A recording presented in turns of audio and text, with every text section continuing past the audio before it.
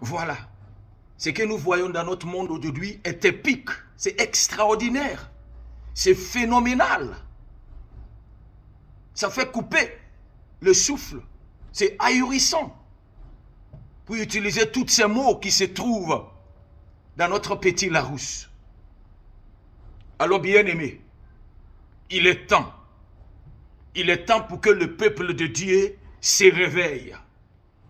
Il est temps pour que le peuple de Dieu entende l'alarme qui sonne. Il est temps pour que le peuple de Dieu voit l'urgence. Et cette urgence doit nous pousser à agir. Agir pour nos enfants. Agir pour nos postérités. Si le Seigneur tarde à venir, bien-aimés, c'est notre devoir et notre responsabilité. C'est notre devoir. Alors, bien-aimés, ce n'est pas le moment de dormir. Ce n'est pas le moment de vaquer de votre préoccupation mondaine ou séculaire en pensant que non, rien n'arrive pas, bien-aimé. Le monde spirituel se prépare. C'est ça, c'est là que le danger guette. Parce que ce qui se prépare, c'est invisible, bien-aimé. Il suffit d'avoir des yeux spirituels pour le voir. C'est pour cela que nous devons avoir un esprit de discernement. C'est pour cela que nous devons rapprocher de notre Dieu davantage. C'est très important, bien-aimé, de ne pas négliger le fait que nous devons se préparer chaque jour que Dieu fait pour son retour. Parce qu'il viendra. Il viendra. Ce que nous voyons dans le monde aujourd'hui, il faut que je vous dise encore, c'est comme de la répétition avant le concert. C'est ce que nous voyons. Vous voyez, c'est une répétition. Et moi, j'ai pris de ne pas faire partie de cette concert. Si c'est comme ça la répétition, le concert, je ne vais pas ticker pour entrer dedans. Non, non, non, non, non, non. Non. Bien aimé, c'est ça que je veux qu'on comprenne. C'est ça. C'est pour cela, chaque jour que Dieu fait, nous devons préparer nous-mêmes pour son retour. Nous devons l'approcher davantage. Arrête d'être cet chrétien, comme je dis, occasionnel. Cet chrétien qui est juste opportuniste. Non. Soyons des chrétiens fidèles. Soyons des croyants de tous les jours. Vivions pour Jésus. Parce que ce que nous voyons, c'est une révélation qui est en train d'être accomplie autour de nous. C'est biblique ce que nous voyons aujourd'hui. Ce n'est pas dit que c'est les hommes qui inventent et tout. C'est biblique. Le diable a sa main derrière tout cela. Comme je vous ai dit autrefois, je pense que c'est dans l'étude biblique. C'est lui qui manipule et maîtrise le système du monde. C'est lui qui injecte son vermin.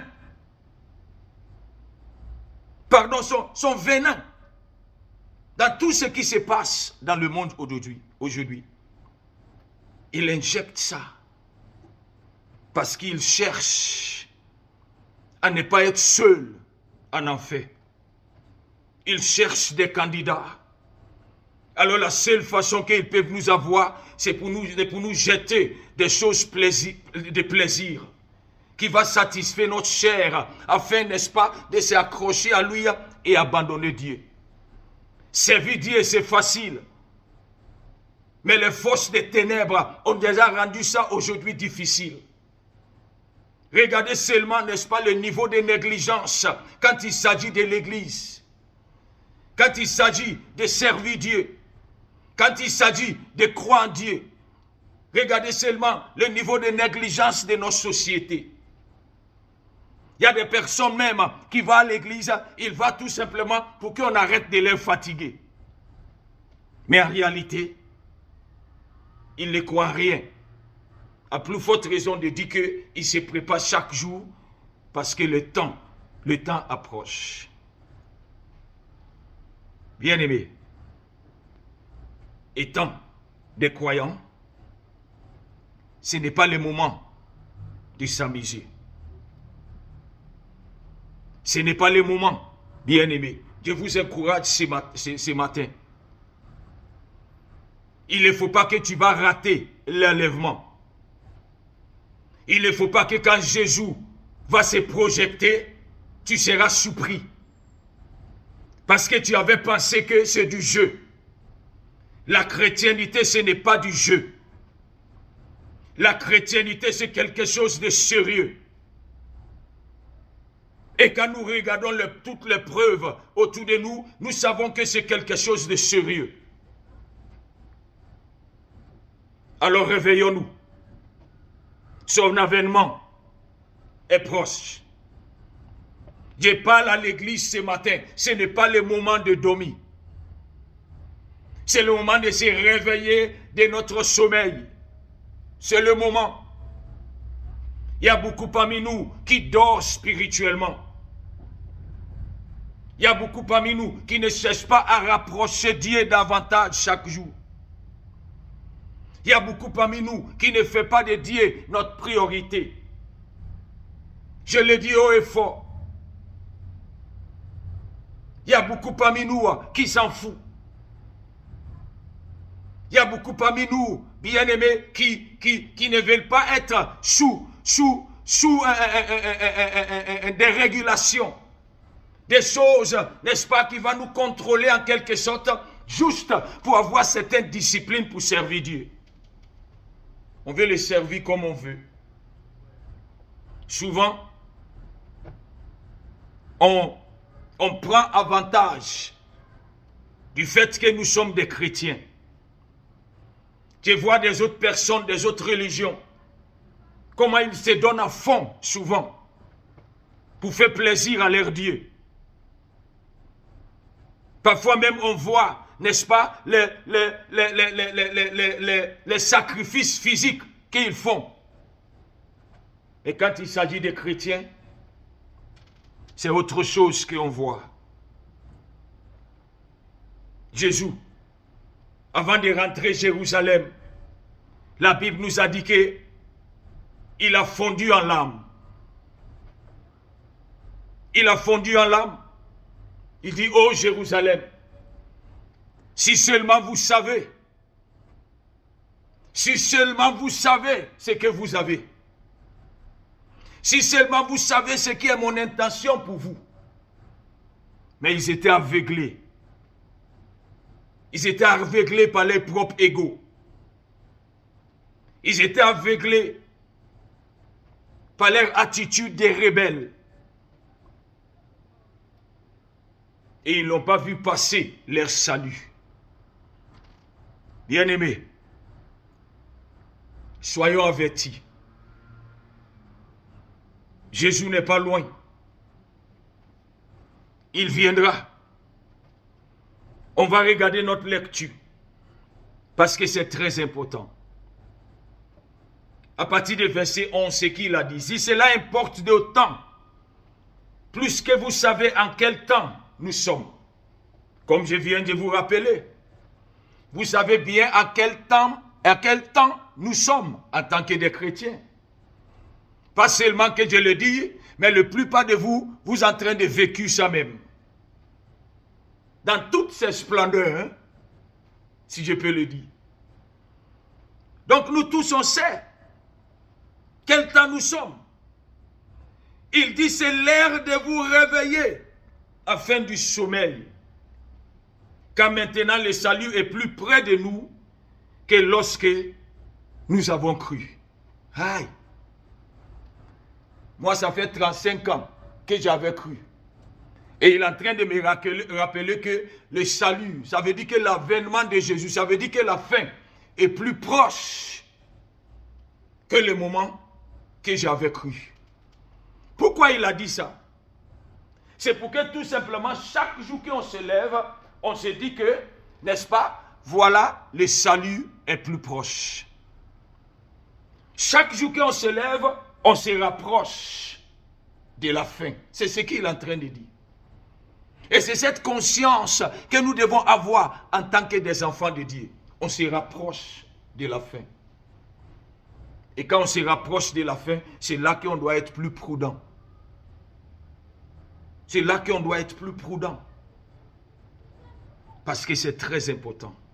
C'est là qu'on doit garder tout notre sens pour l'atterrissage. Parce que la fin approche. Il dit qu'à c'est l'heure de vous réveiller en fin du sommeil, quand maintenant le salut est plus près de nous que lorsque nous avons cru. La nuit est avancée. Le jour approche, bien-aimé. Il dit la nuit est avancée. La nuit est avancée. On commence à voir déjà le premier soleil de la journée. On commence à voir, n'est-ce pas, cette lumière qui sort de l'horizon. La nuit. Quand il parle de la nuit, il révèle, n'est-ce pas, ce que nous vivions maintenant. Parce que le monde est dans le noir. Je peux vous le dire. On est dans le noir. Et chaque jour, on s'enfonce dans les abîmes du noir. Il ne faut pas se laisser flatter par toutes ces soi-disant fictives beautés qui nous entourent. Tout ce qu'on croit que c'est du confort, ce n'est qu'éphémère. La nuit en train d'avancer. Il s'agit du temps. La nuit avance, peuple de Dieu. Parce que le Seigneur va se réveiller. Le soleil va se réveiller. C'est pour cela, nous, notre devoir et notre responsabilité, étant des chrétiens, c'est pour rappeler les gens que la nuit est déjà avancée et le soleil s'élève. Le soleil du salut. Le soleil de l'éternité avec Jésus. Le soleil, n'est-ce pas, d'être là où le temps n'existe plus. Ça vient. Et c'est à nous de préparer ceux qui sont autour de nous. Et de ne pas négliger les choses. De croire maintenant plus qu'on avait cru auparavant. Il dit, dépouillons-nous donc des œuvres de ténèbres et revêtons les armes de la lumière. Vous voyez? Il nous encourage de se dégager de la nuit, de se dégager du ténèbre et commencer maintenant à se préparer pour la lumière du jour. Revêtons les armes de la lumière. Prépare-toi. Parce que le moment viendra où ton Dieu va te voir. Le moment est là. On est là, on servit Dieu. Souvent, c'est dans l'anonymat. Souvent, les gens nous regardent comme des fous. Oui. Parce qu'ils sont dans le monde. Ils voient les choses, n'est-ce pas, avec les yeux mondains. N'est-ce pas, c'est comme ça. Les gens ont moqué Noé. Voilà toi qui es en train de construire du bois. Qui t'a dit qu'il y aura de la pluie? Qui t'a dit que ceci ou cela va arriver? N'est-ce pas comme ça quand on prêche l'évangile, les gens nous argumentent?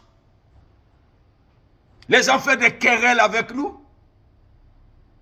Les gens disent du tout et du n'importe quoi contre notre Jésus et contre l'évangile qu'on prêche? Ça fait rien. On les aime quand même comme ça. Alléluia. Noé n'a pas querellé avec personne. Il a continué de faire son travail. Jusqu'à la nuit avancée et le matin est venu. C'est lui qui était préparé pour le matin, il a vu le jour. C'est lui qui n'était pas préparé pour le matin, ils étaient tous noyés. Moi, je vais faire partie de ceux qui seront dans l'arche. Pas ceux qui vont noyer. Parce que le jour s'élève, bien-aimé. Le jour s'élève dans ce monde. Pas le jour qui se lève chaque jour, non. Mais je parle de quelque chose de spirituel. La nuit est déjà avancée. Ça va arriver un moment où le Seigneur va mettre fin à toutes ces folies humaines. Comme il avait fait pendant le temps de Noé. Alors préparons-nous de ne pas être pris par surprise. Construis ton arche. Réveillez chaque jour et prends ta pointe et ton marteau et ajoutez un bois sur ton arche. Prépare-toi. Parce que Jésus viendra. Et quand il va venir, il ne faut pas qu'il va te prendre par surprise, bien-aimé. Prépare-toi. Revêtons les âmes de la lumière. Il dit, marchons honnêtement, comme en plein jour. Marchons honnêtement. Voilà une autre exigence quand on vit pour le Seigneur. L'honnêteté. Ferons tout d'être honnête. Parce que c'est ça qui détermine ton intégrité. L'intégrité, ça se voit. Le moment où tu es seul et les choses que tu fais. L'honnêteté ou l'intégrité ne se détermine pas seulement devant les gens. Mais souvent, c'est quand on est seul. Qu'est-ce qu'on fait quand on est seul? C'est là qui détermine si tu es intègre ou honnête devant Dieu. Parce que dans ce côté, c'est Dieu seul qui te voit, les hommes ne te voient pas. Que souvent on l'impressionne par ce qu'on fait, mais en réalité ce n'est pas comme ça nous sommes. Alors faisons attention. Marchons honnêtement, comme en plein jour. Il dit loin des orgies et des ivrogneries. Vous voyez? Loin des débauches. Loin des pratiques mondaines et pécheresses. Loin de la chair. Parce que Dieu n'a rien à voir avec la chair. Tout ce qui est péché, le Seigneur renie. Tout ce qui est péché, le Seigneur déteste. Alors c'est pour cela que nous devons s'éloigner de tout cela. La Bible nous a dit. Éloignons-nous de tout cela. Des orgies, des ivrogneries, il dit de la luxure. Ça veut dire que tous ces conforts charnels qu'on peut avoir, qui est éphémère, la Bible dit qu'il est temps de se éloigner de tout cela. Parce que tout cela, ce n'est que la projection de la nuit et l'avancement de la nuit. Ce sont des choses qui vont nous conduire dans les abîmes à la fin. L'homme riche est Lazare. L'homme riche vivait dans l'orgie, dans l'ivrognerie et dans la luxure. Mais tout cela mis ensemble parce que Dieu n'était pas dedans, c'était de la débaucherie. Et on a vu comment il a terminé. Lis les histoires dans le livre de Luc. Tu verras comment il est terminé. Avec tous ces luxes et conforts. Il dit éloignez-nous des querelles et des jalousies. Voilà autre chose. La jalousie. Éloignons-nous de tout cela. Être jaloux de quelqu'un, ça ne change rien dans ta vie et ça ne change rien dans la vie de la personne. D'ailleurs, même moi, je prends la jalousie pour un compliment. Si quelqu'un est jaloux de toi, prends ça pour un compliment. C'est parce qu'il t'admire. C'est ça la jalousie. C'est l'admiration déguisée. La personne a envie d'être comme toi, mais il n'y arrive pas. Donc, quelque part, il t'admire au point de te haïr. Alors, priez seulement pour lui. Mais prends ça pour un compliment. Mais étant des chrétiens, la Bible dit que nous devons éloigner nous-mêmes de tout cela. Il dit, mais revêtez-vous du Seigneur Jésus-Christ et n'ayez pas soin de la chair pour en satisfaire les convoitises. Il dit, n'ayez pas soin. Ça veut dire que tout ce qui est la chair ne prend pas soin de cela. Ne soigne pas cela. Il faut soigner ta vie de l'esprit en Christ. Prends soin de ta vie spirituelle et tue la chair. tue la chair. Mais prends soin de ta vie spirituelle, bien-aimé. C'est ce que je veux que vous compreniez ce soir. Alors je vais terminer. Pour ne pas prendre votre temps. Je parle encore à l'église. Ou peut-être tu es ici, même dans cette salle, tu ne connais pas Jésus. C'est le moment de se réveiller. Parce que notre salut est proche. Comme on ne l'a jamais imaginé. L'avènement du Christ est proche comme le monde ne l'a jamais imaginé. Alors prépare-toi pour cela. Voilà l'encouragement que j'ai pour vous ce matin. Est-ce que tu es préparé là où tu es assis? Est-ce que vraiment si Jésus vient tout de suite, tu es prêt de partir avec lui? Est-ce que tu es déjà sorti de la nuit et tu es en train de préparer pour le jour de son avènement? Ou bien tu es toujours dans les abîmes de la nuit, dans le péché, dans les orgies, dans la débauche. Ce matin, on va tous baisser les têtes et fermer les yeux. Ce n'est que des exhortations. Le Seigneur nous a parlé ce matin. Peut-être c'est un peu agressif verbalement, mais c'est pour notre bien. Parce que Satan aussi, il est agressif. La Bible nous a dit que depuis le temps, le royaume de Dieu souffre de la violence. Satan est agressif. Il faut regarder ce que Satan fait avec nos enfants aujourd'hui. Ce que Satan fait avec les jeunes aujourd'hui. Il est agressif pour les tuer. Nous aussi, on doit être un peu agressif pour faire sortir les gens de là. Pour qu'ils vont venir découvrir le jour du salut. Peut-être tu es dans cette salle ce matin, tu ne connais pas Jésus. Quelqu'un t'a invité, c'est la première fois. Merci d'être là. Nous sommes très ravis de vous avoir. Mais ce n'est pas suffi. C'est le moment de se donner en Christ. C'est le moment de sortir de la nuit et embrasse la journée qui vient. La liberté, ton salut est présent dans cette salle. Jésus est là. Il dit, viens à moi et je vous donnerai du repos. Il dit, si tu confesses de ta bouche et crois dans ton cœur, tu seras sauvé. Alors ce matin, tu dis, pasteur, me voici. Je viens de comprendre que j'ai besoin de Jésus dans ma vie. Je dois l'accepter comme mon Seigneur et mon Sauveur. Je dois être né de nouveau. Je dois sortir du péché. Je dois sortir de la nuit qui est en train d'avancer. Et je dois me préparer pour le jour de son avènement. Jésus, j'ai besoin de toi dans ma vie ce matin. Lève ta main, on va prier pour toi ce matin. Lève ta main droite. On va prier pour toi. N'aie pas peur. Si tu as levé ta main droite, il faut tout simplement se lever là où tu es et on va prier ce matin.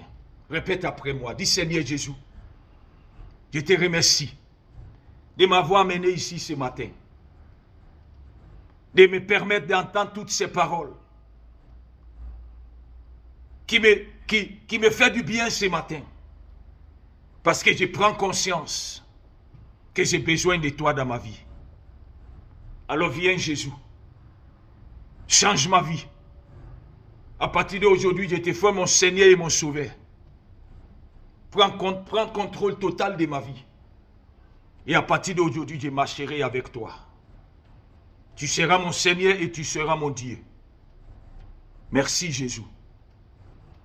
Donne-moi la force de continuer de venir et chercher ta face. Et me prépare pour ton avènement. Au nom de Jésus. Amen. Que le Seigneur vous bénisse, vous qui ont fait la prière, et soyez les bienvenus dans la présence du Seigneur. Je vais parler aux chrétiens maintenant. Vous m'avez entendu.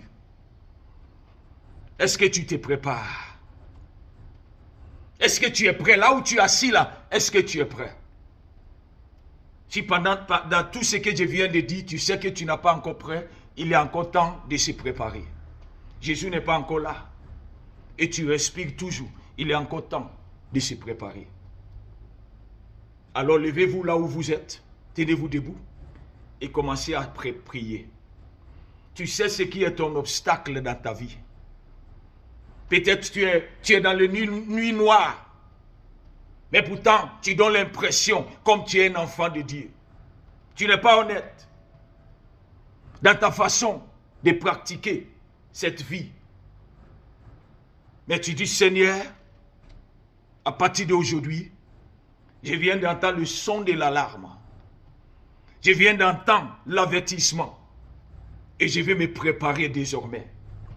Chaque jour que je vais me lever, je vais me rapprocher de toi. Je vais me préparer, Seigneur, parce que je n'ai pas besoin de m'éloigner de toi. Je n'ai pas besoin de prendre tout cela pour acquis, Seigneur. Je vais me préparer de marcher avec toi et selon ta volonté. Alors priez. Seigneur, merci pour l'encouragement que tu nous as donné ce soir. À toi la gloire, le louange et l'adoration. Bénis ta parole, Seigneur, et que cela reste dans notre cœur. Nous allons quitter cette salle avertis et comprendre que l'alarme a sonné. Et nous allons préparer nous-mêmes chaque jour pour ton avènement. Nous allons s'éloigner de tout ce qui est mondain et mal et se rapprocher de ce qui nous attend à toi, Seigneur. Éloigne-nous, Saint-Esprit, de la nuit avancée et projette-nous vers le jour qui approche et que nous préparons de revêtir nous-mêmes avec tout ce qui va nous qualifier d'être avec toi pour toute éternité. Merci, Seigneur, pour ta parole de ce matin. Au nom de Jésus. Amen. Alléluia. Donc, Brother James va prendre l'offrande maintenant et faire la prière pour partir. Que le Seigneur vous bénisse tous.